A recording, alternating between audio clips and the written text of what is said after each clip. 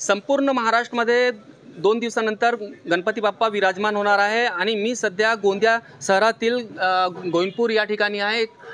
एका मूर्तिकाराकडे आपण बघू शकता या ठिकाणी मूर्तीचे काम सुरू आहे। गणेश उत्सव हा 2 दिवसात येऊन ठेपला आहे आणि गोंदिया जिल्ह्यात आता गणेश उत्सवाची धूम दिसणार आहे। गोंदिया जिल्ह्यातील मूर्तिकार हे गणेश मूर्तीला आपला शेवटचा हात फिरवताना दिसत आहे। आमच्यासोबत मूर्तिकार आहेत। दादा काय सांगणार, आपल्याकडे किती फुटाची मूर्ती आपण बनवत आहेत? नमस्कार, माझं नाव रोहित जांगडे आहे आणि माझे सहपाठी कलाकार माझे नितीन व्यास सर आहेत आणि आम्ही इथे गोंदियामध्ये 5 फुटापासून तर 12 फूट 15 फुटापर्यंत आम्ही यावर्षी मूर्त्या बनवलेल्या आहेत। यावर्षी कलराचे दर वाढलेले आहेत आणि मातीचे दर वाढलेले आहेत। काय दरानं आपण मूर्ती विकत आहेत आता?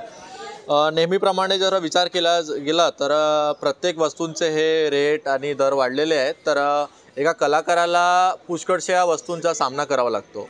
तर त्यामध्ये जसं की आमच्याकडे 50,000पासून आम्ही मूर्त्यांचा स्टार्ट केलेला आहे, कारण की महागाई खूप वाढलेली आहे कोविडनंतर, तर त्यामुळे आम्हाला ते सगळं मॅनेज करावं लागतं। दर वाढल्यामुळे काही आपल्याला वाटत आहे का की मूर्त्या कमी विकत आहेत, कमी बनवण्यात आली? नाही, असं काही त्याच्यामध्ये काही दुष्परिणाम नाही आहे। आमच्याकडे भरपूर इन्क्वायरी असतात, पण आम्ही लिमिटेड काम करतो, त्यामुळे असं काही आम्हाला काही असा दुर्भाव आम्हाला वाटत नाही।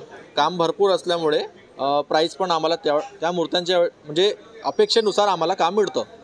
मूर्ती आपण कशा पद्धतीने बनवत आहेत आणि काय वापरतात मूर्ती? आमच्याकडे जसं विचार केला तर सगळं नॅचरल आणि इको फ्रेंडली गणपती बाप्पा आहेत। आम्ही शेतातून आणलेली तणस त्याच्यामुळे आम्ही आर्मेचर रेडी करतो आणि नॅचरल क्ले शेतातून काळी माती आणून आम्ही हा मूर्त्यांचं काम करीत असतो। कोणत्या प्रकारचा POP आणि अशा प्रकारचं काही मटेरियल आम्ही वापरत करत नाही। नक्कीच संपूर्ण महाराष्ट्रामध्ये 2 दिवसानंतर गणपती बाप्पा विराजमान होणार आहे आणि नागरिकमध्ये उत्सवाचं वातावरण आहे। साईद पठाण, TV9 मराठी, गोंदिया।